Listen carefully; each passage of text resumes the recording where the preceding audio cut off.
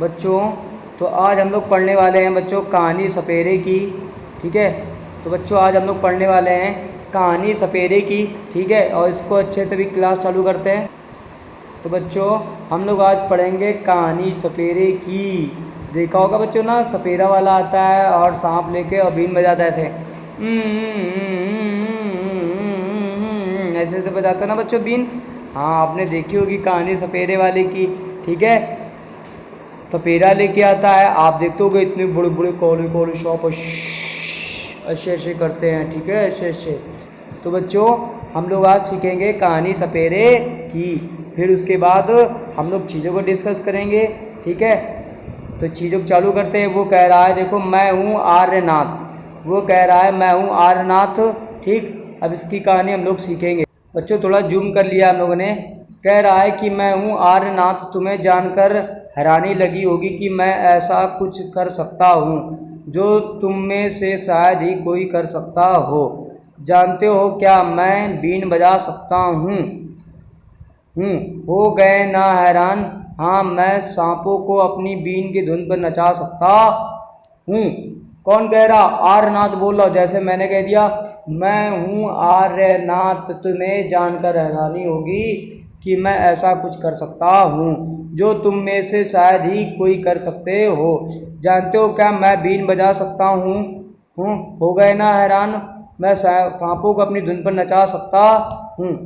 यह कला मैंने अपने लोगों से सीखी है। ये जो कला है मैंने अपने लोग से सीखी है। हमारे लोग को क्या बोलते हैं? कालबेलिया बोलते हैं। कालबेलिया का मतलब होता है जो सपेरे वाले होते हैं। पूछा जाए बच्चों कि कालबेलिया शब्द का अर्थ क्या होता है, तो आपको बताना होगा बच्चों कि कालबेलिया शब्द का अर्थ होता है कि सपेरे वाला या बीन बजाने वाला। आगे दिया गया, मेरे दादा रोशननाथ जो हमारी जात में बहुत मशहूर थे, वे बहुत आसानी से खतरनाक और जहरीले सांपों को पकड़ लेते थे। वे मुझे कई बार अपने बीते दिनों के किस्से अभी भी सुनाते हैं। कौन कह रहा? आर्यनाथ को बुला बता रहे हैं कि आर्यनाथ जो सपेरा था, उस सपेरे वालों के लोग जो सीखे लोग होते हैं उनको बोलते हैं कालबेलिया। कालबेलिया शब्द आपको याद रखना कि सपेरे वालों के लोगों से संबंधित है, जिसको सीटेट टेट वगैरह और ये जो एग्ज़ाम में आते हैं आपके, वो आप अपना ध्यान रखिएगा। ठीक है भैया, हम अब इतना तो जानकारी इतना डीप तो भैया आप ही देख सकते हो। ठीक है, तो देख सकते हो ये बना है यहाँ पर एक पड़ा है। ठीक है, देख लो क्या लिखा है। कहानी उनकी कहानी उन्हीं की जुबानी सुनते हैं। आगे दिया गया है यहाँ पर, ठीक, दिया गया नाग गुम्फन ऐसी डिजाइन रंगोली कढ़ाई और दीवारों को सजाने के लिए सौराष्ट्र, गुजरात और दक्षिण भारत में प्रयोग किए जाते हैं। ठीक, आगे दिया गया जैसे ये देख लो भैया, यादें दादाजी की देख लो भैया, यादें दादाजी की देख लो भैया, क्या है देख लो। दिया गया है यादें दादाजी की, मेरे दादा परदादा सभी सपेरे थे और सपेरे को बोलते हैं कालबेलिया। हमारी ज़िंदगी सांपों से जुड़ी रही है, कंधे पर कांवड़ जैसी पिटारी लटकाए हम एक गांव पे दूसरे गांव घूमते हैं। हम जहाँ भी जाते हैं हमें देखकर लोग की भीड़ इकट्ठी हो जाती। फिर एक हम पिटारी रखी बांस की टोकरी में से निकलते अपने प्यारे सांपों का नाच देख लेने के बाद भी लोग वहीं रुके रहते। उन्हें पता होता था कि हमारे टिन के डब्बे में उनके कई रोगों की दवा होगी। ये सभी जड़ी बूटियां हम जंगल के से इकट्ठी करती हैं। मैंने भी यह सब अपने दादाजी से सीखा है। ठीक, वो कह रहा है कि जो यादें हैं दादाजी की, दादाजी क्या कहते थे, सपेरे थे, परदादा सपेरे थे। वो जहाँ भी जाते थे और सांप की पिटाई लेके जाते थे, तो जैसे उनको देखते थे तो सारी भीड़ बच्चों की उमड़ जाती थी और उन्हें लगता था कि हाँ सपेरा वाला आया, सांप दिखाएगा। और उनके पास जब भीड़ खत्म हो जाती थी तो उनके पास एक संदूक टाइप का होता था, उसमें सारी जड़ी बूटियाँ होती थी जिनके उनके रोग के लिए वो निदान कर सकते थे। ठीक है, आगे दिया गया है, मैंने भी आगे दिया गया बच्चों, लिखा है जड़ी बूटियां हैं हम जंगल से इकट्ठी करते हैं। मैंने भी यह सब कुछ अपने दादाजी से सीखा है। मुझे अच्छा लगता है कि जहाँ डॉक्टर नहीं वहाँ मैं अपनी दवाइयों के लोगों के कुछ मदद कर पाता। दवाइयों के बदले लोग हमें कभी अनाज दे देते तो कभी पैसे, बस इसी तरह के गुजर बसर हो जाती है। कई बार मुझे ऐसे घरों में बुलाया जाता था जहाँ किसी सांप ने काटा हो। तब मैं सांप के डंक के निशान से यह जानने की कोशिश करता हूँ कि सांप ने काटा है या उसे सांप के काटने की दवा देता हूँ। मैं हमेशा समय पर नहीं पहुँच पाया हूँ। जानते हो ना, कुछ सांप ऐसे भी होते हैं जिनके काटने ही जान चली जाती है। ठीक है, तो बहुत सारे ऐसे खतरनाक होते हैं। ज़्यादातर सांप जहरीले नहीं होते हैं, लेकिन कभी कभी जब किसान सांप चिल्लाता हुआ भाग आता तब मैं भी उस सांप को पकड़ता हूँ। आखिरकार मैं बचपन से ही सांप पकड़ना जानता हूँ। तो देखो, ये सांप की बातें हैं। आगे दिया गया है, वे बहुत बढ़िया दिन थे, लोग हम बहुत मदद कर पाते थे, लोग हमारी बहुत ज़्यादा इज्जत करते थे। आजकल की तरह नहीं था तब। अब मनोरंजन के लिए ज़्यादातर लोग टीवी देखते हैं। जब मैं बड़ा हुआ तो मेरे पिताजी ने मुझे सांप के डसने वाले दांत निकालने सिखाए, जहरीले सांप के जहर नली बंद करना भी सिखाया। तो देखो, ये सब चीज़ें बना है एक स्नैक आपको। ठीक है, तो स्नैक को आपको देखना है। आगे दिया गया है यहाँ पर, क्या तुमने कभी किसी को बीन बजाते हुए देखा है? कहाँ पर? हाँ, मैंने देखा है अपने घर के बगल वाली गली में। क्या तुमने कभी सांप देखा है? हाँ, देखा है, रास्ते पर मैंने। क्या तुम्हें उससे डर लगता है? उससे डर लगा? हाँ, लगा। तुम्हें क्या लगता है कि सभी जहरीले होते हैं? नहीं, सभी सांप जहरीले नहीं होते हैं। तुम पिछले पार्ट में पढ़ोगे सांप की बाहरी कान नहीं होते हैं। सोचो, क्या वह बीन की धुन सुन पाता होगा? ठीक, तो बीन की धुन वो अपनी जीभ से सुनता है, ऐसे जीभ से हिलाते हैं तो ऐसे सुनता है ना बच्चों। ठीक, आगे दिया गया है, ये डिजाइन बनाया आपका। आगे दिया गया, अब क्या करें? आर्यनाथ, तुम्हारे पिताजी बहुत छोटे उम्र से ही मेरे साथ गांव गांव घूम करते थे। उन्होंने बीन बजाना अपना ही सिखा लिया था। आज की सोचूं तो बहुत परेशानी होती। सरकार ने कानून बना दिए हैं कि ना तो कोई जंगली जानवरों को पकड़ सकता है और ना ही उन्हें अपने पास रख सकता है। कुछ लोग जानवरों को मारते हैं और उनके खाल ऊंचे दामों में बेचते हैं। इसलिए ऐसा कानून बनाया गया है कि ऐसे कानून बनाने में हमारी रोजी रोटी का क्या होगा।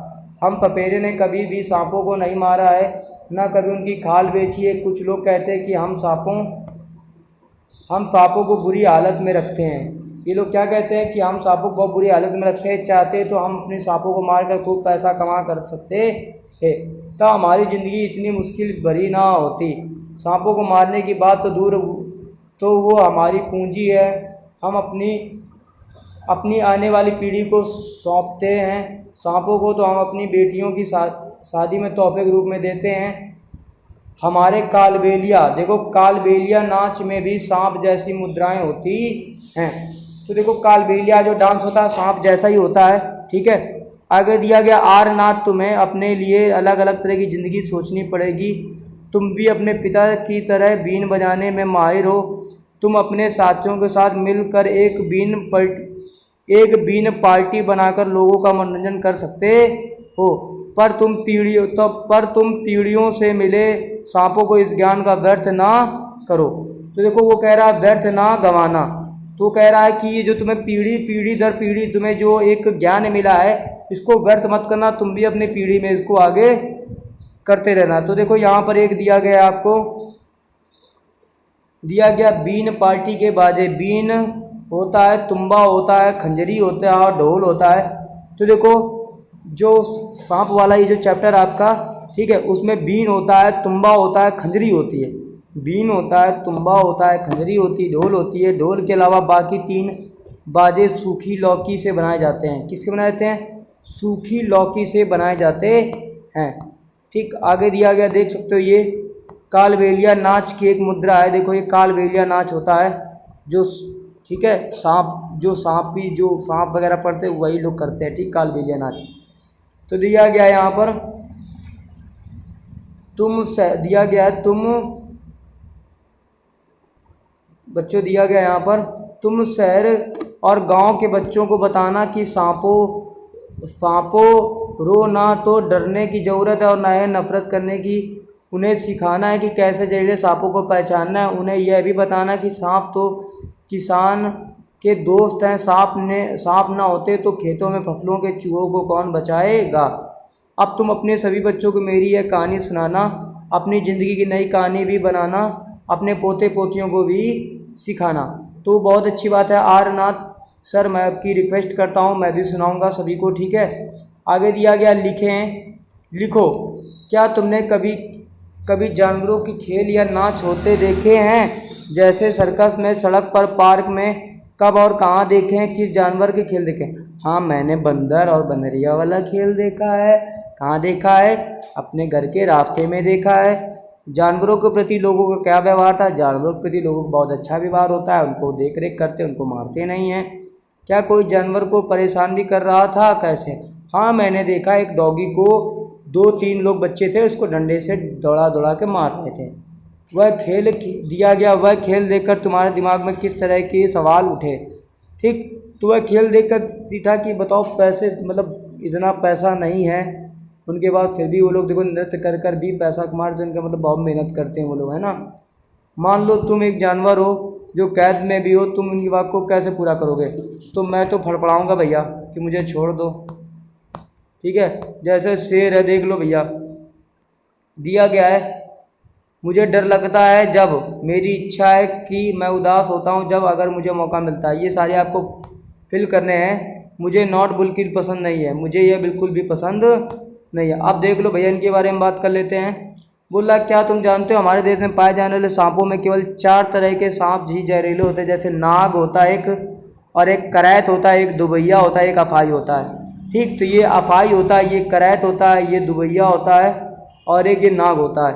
ठीक, तो यही 4 प्रकार के सांप होते हैं, ठीक, जो बहुत जहरीले होते हैं। नाग होता है, करैत होता है, दुबैया होता है और अफाई होता है। कौन कौन से?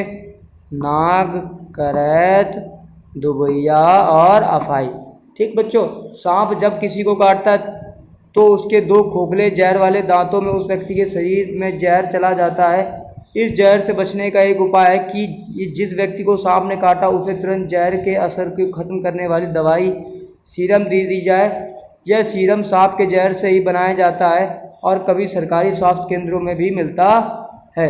आगे दिया गया है, सांपों के अलावा कौन कौन से लोग हैं जो अपनी रोजी के अलावा जानवरों बंदर, जैसे बंदरिया के नाच हो गया, कबूतर वाला खेल हो गया, ठीक इस तरीके से होता है। आगे दिया गया है, सर्व जानवर पालने वालों क्या है? अपने स्कूल या घर के आसपास कुछ ऐसे लोगों से बात करो जिन्होंने अपनी रोजी रोटी के लिए कोई जानवर पाला हो, जैसे तांगे के लिए घोड़ा, अंडों के लिए मुर्गी के लिए कौन सा जानवर है, कितने जानवर पाले जाते हैं। ठीक है, आगे दिया गया, क्या जानवर को रखने के लिए अलग अलग जगह होनी चाहिए? हाँ, अलग अलग जगह होनी चाहिए, नहीं तो गड़बड़ हो जाए, लड़ाई करेंगे वो लोग बहुत ज़्यादा। आगे दिया गया, उनकी देख रेख, बोल रहा है क्वेश्चन, उनकी देखभाल कौन करता है? तो उनकी देखभाल मेरे दादाजी करते। वो क्या खाते हैं? तो वो दाने खाते हैं। क्या कभी जानवर बीमार पड़ते हैं तो वो तब पालने वाला क्या करता है? उनको जानवरों के डॉक्टर पास लेके जाया जाता है ना बच्चों। इसी तरह अपने मन से और भी प्रश्न भी पूछो। आपने इस सर्वे की रिपोर्ट तैयार करो और कक्षा में पढ़कर सुनाओ। तो चलो आगे दिया गया, देखो बच्चों, बनाओ एक अनोखी कठपुतली। एक पुरानी जुराब लो, उस चित्र में दिखे तरीके से हाथ पर पहन लो।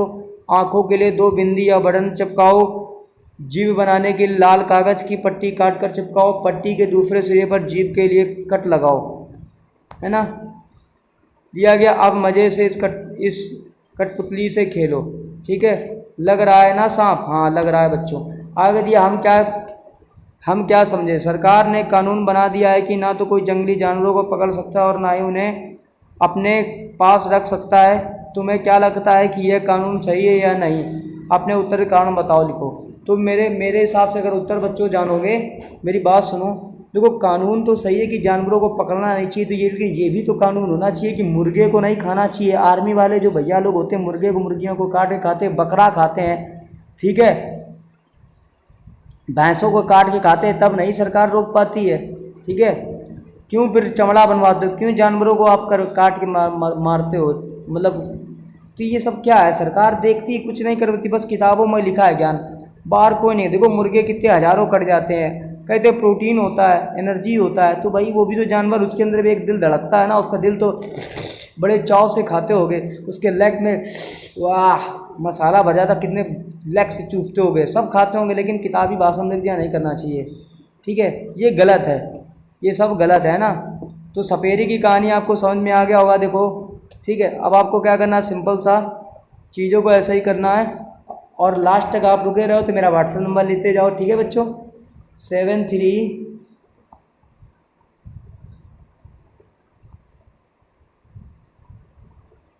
ठीक है बच्चों, ये मेरा व्हाट्सअप नंबर है, इस पे आप ये पीडीएफ मेरे से ले सकते हो, ठीक है? कोई भी भैया दीदी कोई भी हो, आप सर या कोई भी मैडम, अगर आप टेट सीटेट में अगर ये आपके आते हैं क्वेश्चन इस तरीके से पूछे जाते हो तो आप मेरे से फ्री ऑफ कॉस्ट पीडीएफ ले सकते हो और मेरी वीडियो को भी देख सकते हो। ये कोई पेड प्रमोशन के लिए वीडियो नहीं बनी है, सिर्फ मैं अपने मतलब दिमाग को संतुष्ट रखने, नॉलेज के लिए बनाता हूँ कि मैं भी पढ़ूँ कि क्या है। अब हमने जब पढ़ा होगा तो पता नहीं, प्राइवेट किताबें पढ़ी थी, इतनी मज़े से कहानी पढ़ी नहीं। तो ये सांप सपेरा वाला ये जो चैप्टर है बहुत अच्छा लगा मुझे। अब इससे एक सीख मिलती है कि हमें सांपों को नहीं मारना चाहिए और न उन्हें पकड़ना चाहिए, ठीक है।